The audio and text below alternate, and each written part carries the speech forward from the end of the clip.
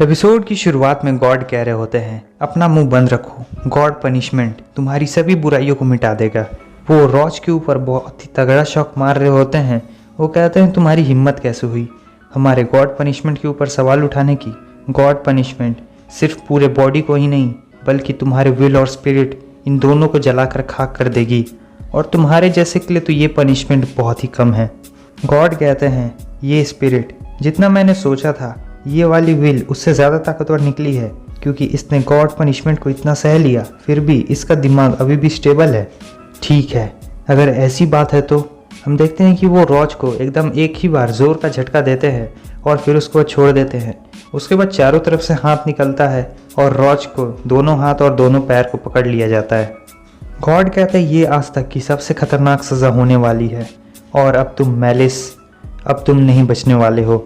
और इसके बाद फिर से वो उसे एक बहुत ही ज़ोरदार झटका देता है जिससे रॉज बहुत ज़ोर से चिल्ला रहा होता है, लेकिन वो कहता है अगर तुम आज मुझे नहीं मार पाए तो मैं बाद में तुम लोगों को ज़रूर मार दूंगा। गॉड कहते हैं आखिर क्यों ये अभी तक ख़त्म नहीं हुआ। ये पनिशमेंट इतनी ज़्यादा ताकतवर थी फिर भी ना तो इसकी बॉडी ना ही इसकी स्पिरिट कुछ भी ख़त्म नहीं हुआ। अगले ही पल गॉड देखते हैं कि रॉज उनके शिकंजे से छूट जाता है और वो भी ये देख के हैरान होते हैं कि आखिर ये कैसे एक गॉड के शिकंजे से छूट चुका है।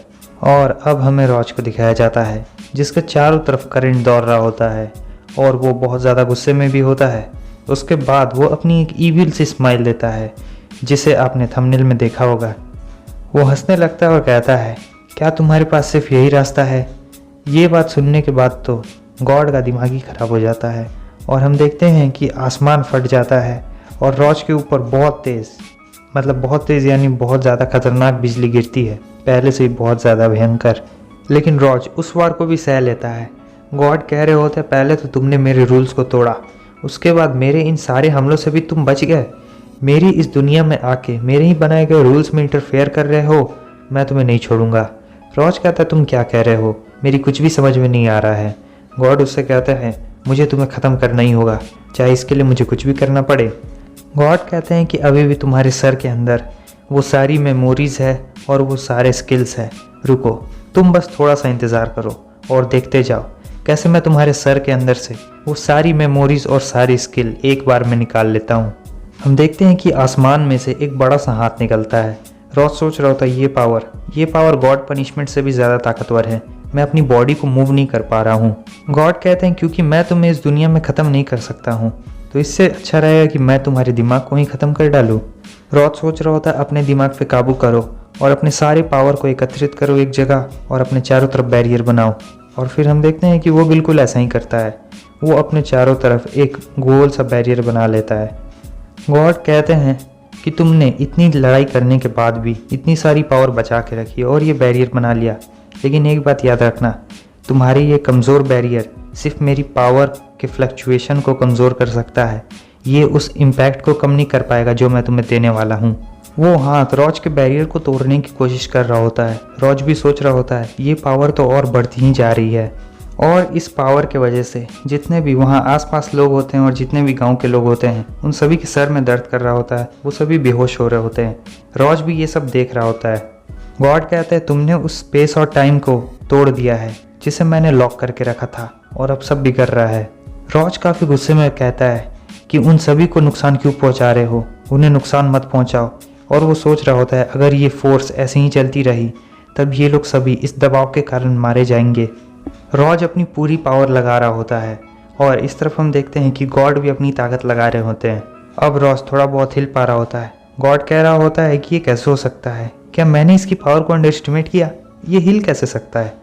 और इधर रॉज सोच रहा होता है चलो फाइनली अब मैं थोड़ा बहुत हिल तो सकता हूँ।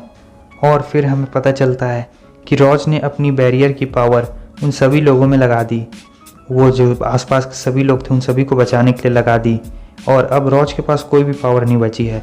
गॉड कह रहे होते हैं तुम्हारे इसी वजह से जो तुम्हारा लास्ट आर्मर था जो तुम्हें बचा सकता था वो भी अब हट चुका है और मेरा काम भी अब आसान हो गया है।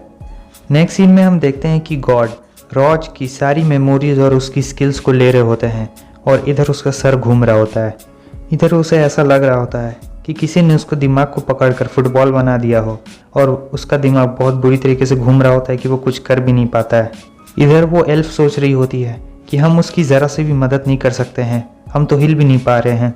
इस तरफ हमें ज़ायवैंग को दिखाया जाता है। वो कहता है अब सब कुछ ख़त्म हो गया है, ये वो पावर है जिसे अब रॉज भी नहीं रोक पाएगा।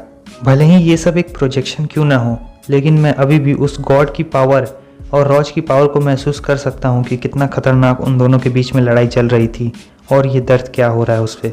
क्या ये सब यहीं पर ख़त्म होने वाला है और हम हमेशा के लिए ऐसे ही रह जाएंगे? जो ज़ाय के साथ लड़की होती है वो काँप रही होती है और कहती है क्या तुम मजाक कर रहे हो? ये गॉड है जो असली में एग्जिस्ट करते हैं, इन्होंने हमारी एग्जिस्टेंस को बनाया है और इन्होंने ही सारी चीज़ें लिखी हैं। और दूसरी तरफ मून ब्योंग सोच रहा होता है क्या ये बिल्कुल उसी गॉड जैसा है जिससे हमने रिवर ऑफ लाइफ में देखा था? आखिर यहाँ पर ये सब चल क्या रहा है? रॉज, मैं तुमसे बहुत सारे सवाल पूछना चाहता हूँ। और फिर हमें बताया जाता है कि रॉज ने कभी भी ऐसा दर्द नहीं सहा था, और अगर दूसरे शब्दों में कहा जाए तो उसने अपने पेन को ही सरपास कर दिया था, क्योंकि उसने आज से पहले इतना दर्द कभी नहीं सहा। जो रॉज को दर्द हो रहा था उसे शब्दों में डिस्क्राइब नहीं किया जा सकता है, क्योंकि वो बिल्कुल ऐसा था कि कोई आपकी स्पिरिट और सोल को टुकड़ों टुकड़ों में बांट दे। और अब रॉज को कुछ भी महसूस नहीं हो रहा था सिवाय दर्द के। और इस तरफ गॉड रॉज पर दया दिखाने के लिए ज़रा सा भी तैयार नहीं थे। वो रॉज को और दर्द पे दर्द देते जा रहे थे।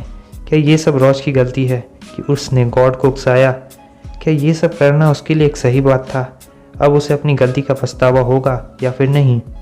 गॉड को लगा था कि अब तो रॉज का खेल ख़त्म ही होने वाला है, और बाकी सबको भी ऐसा ही लग रहा था कि अब रॉज नहीं बचने वाला है, क्योंकि इतनी खतरनाक पनिशमेंट के बाद आज तक कोई भी जिंदा नहीं बचा है। वैसे ही हम देखते हैं कि गॉड के बगल में एक बड़ा सा वोटेक्स खुलता है और उसमें से भी एक बड़ा सा हाथ निकल रहा होता है। वो सीधा जाकर गॉड के हाथ को पकड़ लेता है। गॉड कहने लगते हैं क्यों, आखिर क्यों? क्या तुम भी मेरी तरह एक गॉड हो? क्योंकि उनकी पावर सब रुक चुकी होती हैं। और फिर इधर हम देखते हैं कि वो एक बड़ा सा डार्क मैलिस होता है। और बस हमारा वीडियो भी यहीं पे ख़त्म होता है। आपको क्या लगता है अब आगे क्या होने वाला है? रॉज की हालत बहुत ख़राब है, और आपका इस बारे में क्या ख्याल है इन सभी चीज़ों के बारे में? क्या रॉज को गॉड से पंगा लेना भारी पड़ गया ज़्यादा? कमेंट करके ज़रूर बताएं। यहाँ तक वीडियो देखने के लिए बहुत बहुत शुक्रिया। अगर वीडियो अच्छा लगा लाइक कर दें, चैनल पर न्यू है सब्सक्राइब कर दें।